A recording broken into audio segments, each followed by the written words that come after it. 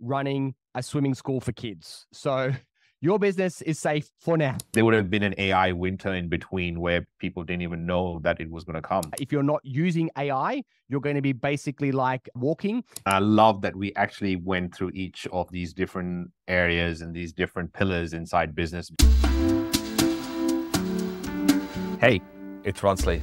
Welcome, you AI geek, to Amplify AI. Consider this podcast your digital compass for you, the business leader wanting to use artificial intelligence ethically and in alignment with your brand's identity to achieve your business goals. Leading and running a business in the world of AI is like solving a Rubik's Cube blindfolded. But this podcast and I are here to make that easy. Every episode is a masterclass in unlocking techniques for using AI as a business leader, founder, owner. Thanks for being here. Let's learn. Ladies and gentlemen, welcome. This is Amplify AI. My name is Ronsley, and today I have the part one of a two-series absolute banger of an interview with the legend that is Dale Beaumont. Now, Dale Beaumont has been known to create massive businesses in different fields, whether it is outsourcing, whether it's digital marketing. He's done a lot within the artificial intelligence arena as well, but he's best known as the award-winning technological entrepreneur, best business growth expert, and the author of 19, you heard that right, best-selling books. We're talking about rapid AI advancements. We're talking about what his early AI experiences have been, how he got into the field, how we can use AI in content marketing, and we talk about the big, broad impact that AI is going to make within business. Come, let's learn. Dale, how are you? This has been a long time coming. I've been wanting to interview you for a long time. We've been friends and mates for a little while, but getting you on the podcast has been something that I've been thinking about. And luckily, I got to speak at your event, which was absolutely amazing. Your audience crashed my website more than 3-4 times, which was insane. And I know you're getting into AI. You've got so much of business experience. You've written 19 best-selling books. You've done so much in the entrepreneur space. So I want to get into all that. Thank you for joining me. Thank you so much, Ronsley. Looking forward to it. And yeah, this is going to be fun. So let's go. Cool. So when you look at what's happening right now with artificial intelligence, what are your initial thoughts that sort of pop up in your head currently? We're in November 2023. We just had a big announcement by OpenAI. What are you seeing? What is exciting you right now? Okay, so my perspective on it is this, and I suppose I like to reference things and look at kind of examples in history, because what is happening is new and it's not. So what I mean by that is in I think it's 04, 05, there's a photo in New York City of basically what's kind of like Times Square or Fifth Avenue, one of the main kind of thoroughfares in New York City. There is horse and carriages everywhere, hundreds of them, and there's one automobile. And then 10 years later, they've basically got the same photo that was taken, and there is one horse and carriage, and every other vehicle is a automobile. I've been looking at AI sort of seriously since 2015 and sort of went down the rabbit hole back then. The technology wasn't really there yet because everything kind of is growing like exponentially, right? And right now, we're like sort of like 7-8 years into this decade of transformation, which is what it is. And it's been everything slow until it's fast. And like we've had more changes and more upgrades in terms of like conversational interfaces, the quality of like speech to text and text to speech as well, everything in the last 12 months than probably we have had ever, in terms of the growth. And so we're kind of at the elbow of the hockey stick, and it's going to be very, very exciting, a little bit scary. It's exciting for sure.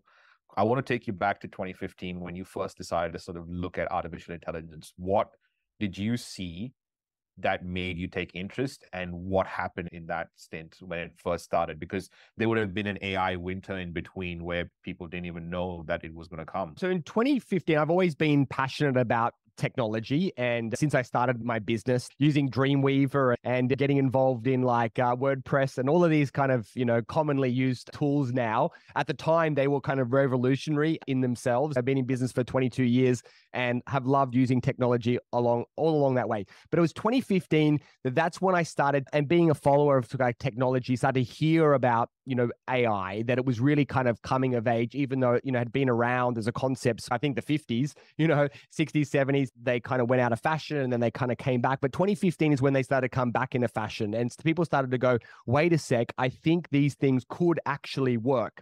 And it started with being able to read like addresses on envelopes, so they could actually start having a system to sort the mail rather than a human having to read an address. So they started to use these AI systems to separate the mail and go, wait a sec, this could actually work, because there's no amount of rules that you can put in, because you can put every font under the sun, but then someone writes it slightly differently and it doesn't kind of work. So people kind of realize you can't just train something with rules, because there's always going to be more variations. We have to just train it the same way that a human being learns, is through examples. And then when you started to use the GPUs and all of that other stuff, and then the transformer sort of thing that really took place in 2017, 2018, that's when it exploded. And so I was kind of one of the early adopters back then.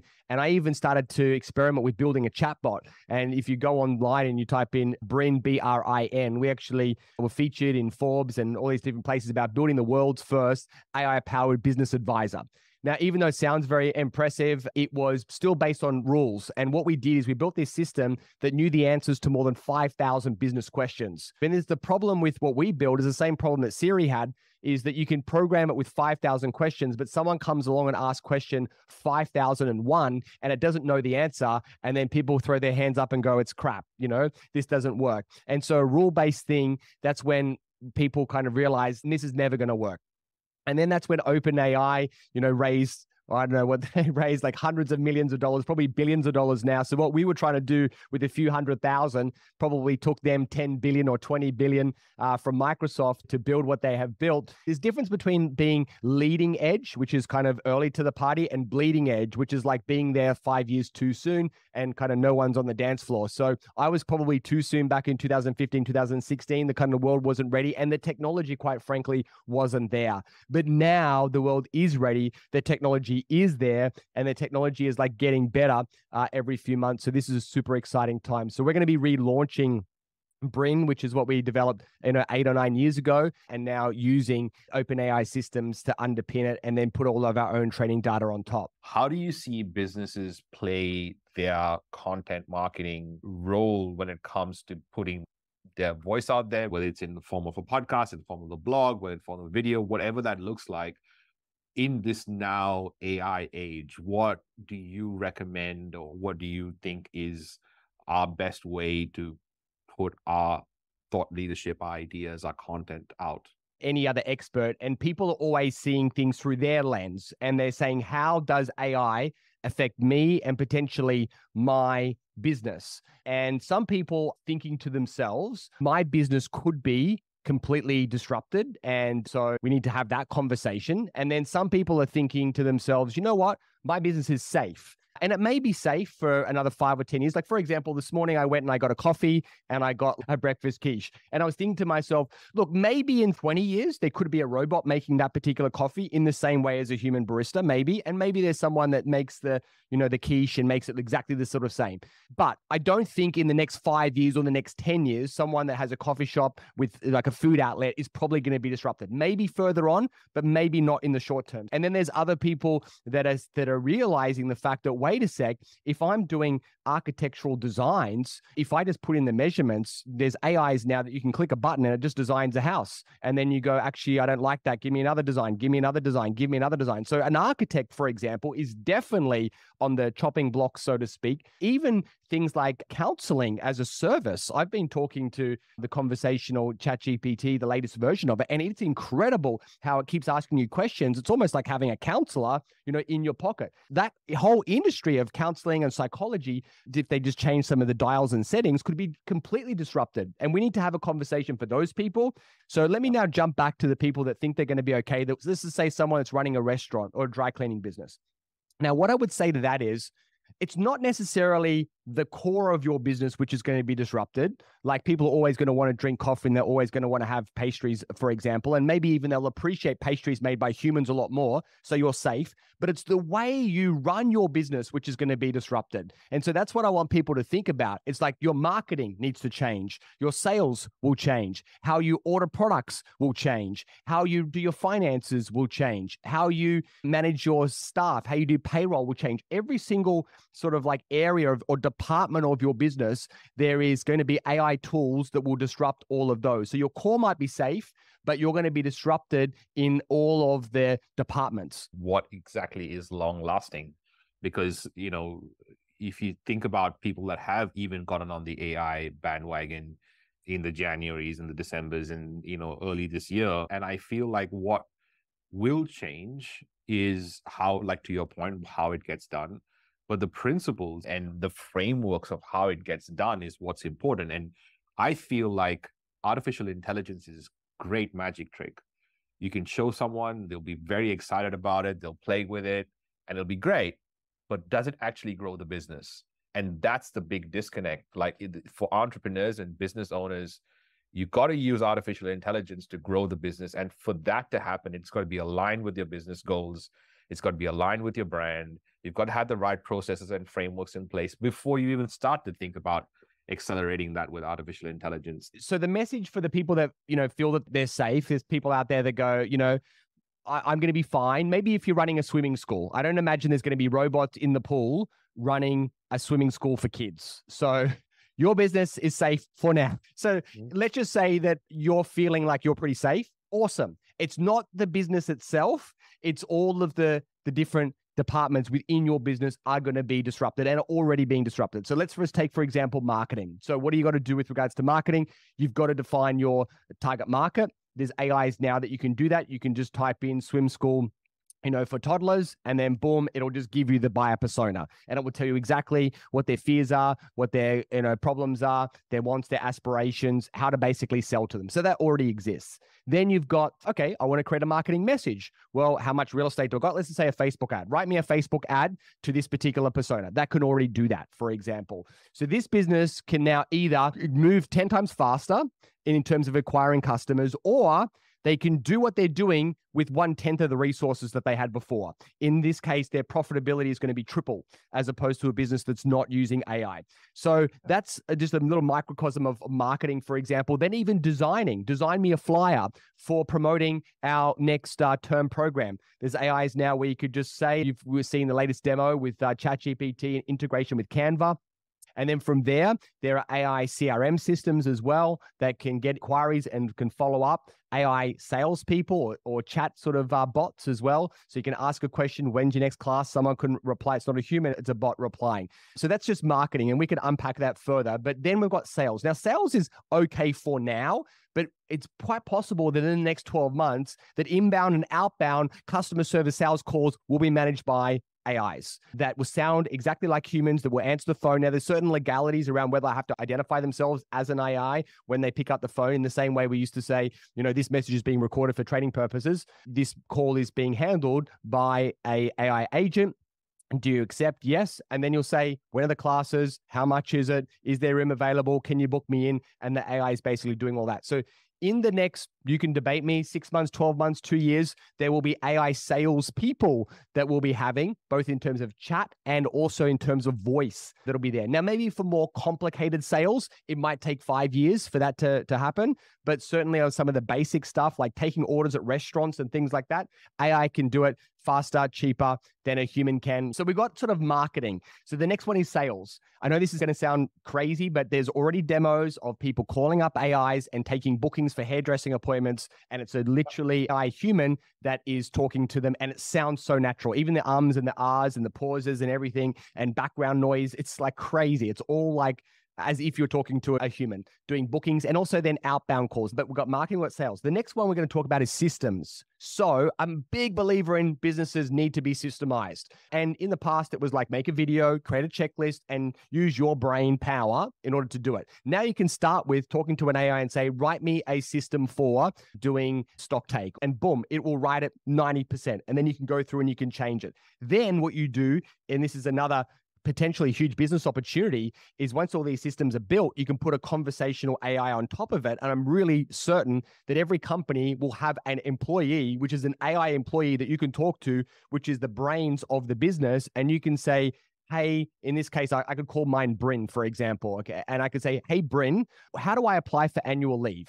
Or I'm going to an event for Business Blueprint, and what's the alcohol policy? And it will just pull it up. So you can talk to it rather than calling me and asking me those questions, so you can talk to it. Now we're building systems and we're getting information so much faster, doing business at the speed of thought rather than having to go to a manual, flick through it, find it, doesn't exist, hasn't been updated. And that's how much time is that going to slow things down. So that's systems. Then you've got like outsourcing, and outsourcing at the moment have humans. And I have a lot of staff in one of my companies. I've got like 25 staff, and then another company I've got like 70 staff, etc. I still plan to keep all of my staff that I, can, but a lot of their tasks, moving information from one system to another or things like that. Now there is the ability through like Zapier to actually say, this is the outcome that I want, and figure out how to do it. And it will figure out that particular path. So it's going to affect tasks and being able to complete things that in the past could only be done by a human.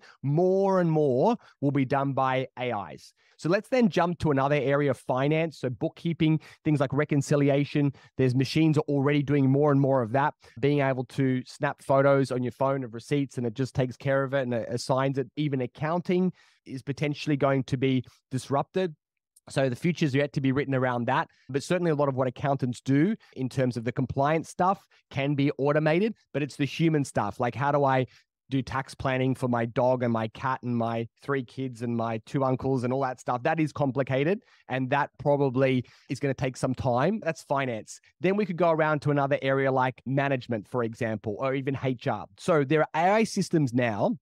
They can look at resumes and look at a resume and actually do the yes, no, and maybe. Just you literally upload all the PDFs and it just looks through the resumes and it sorts them for you. Yes, no, and maybe based on your predetermined things of what you're looking for. So that's already happening. Then the next level is calling them up. You can send them kind of a link and they do like a video interview. And then you could have an AI watch the video interviews and then do another yes, no, maybe of who you want to interview over the phone.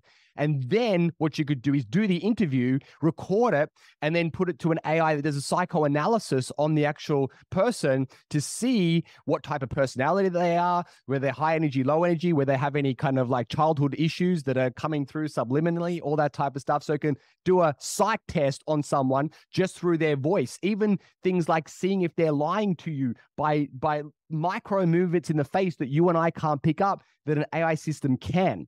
So then there's that as well. Then you've got the onboarding. So, and that goes back to that system things I was talking about before.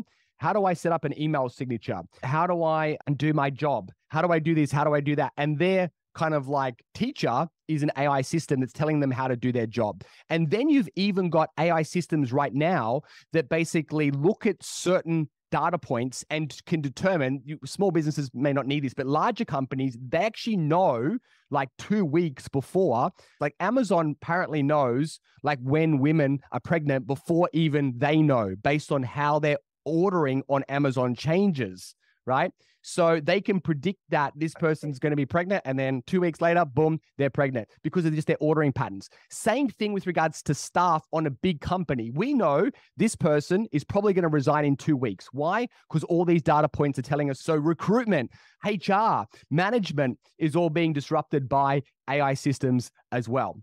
If you're not using AI, you're going to be basically like walking, and then someone who's using AI is going to be like on a motorcycle. So you can decide how fast you want to move.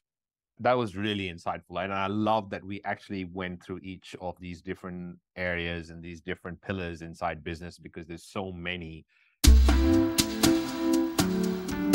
Hey, AI Geek. Thanks for listening. Your job doesn't stop here. I want you to lend your voice to the conversation. So you can join those conversations, discussions, new trainings, new recordings, and the rest of the AI Geeks by going to aigeeks.co. Also, share this podcast with a friend, another potential AI geek. Until then, much love.